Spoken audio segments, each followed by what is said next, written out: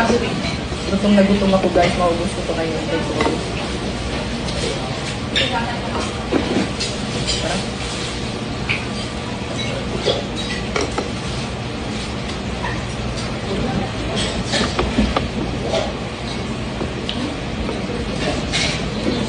Tapos alam mo, ang sarap pa ng mga ano nila dito. Mga beef nila, no? Mga beef nila.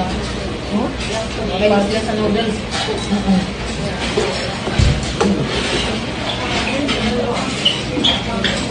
Saka masarap yung ingredients nila talaga.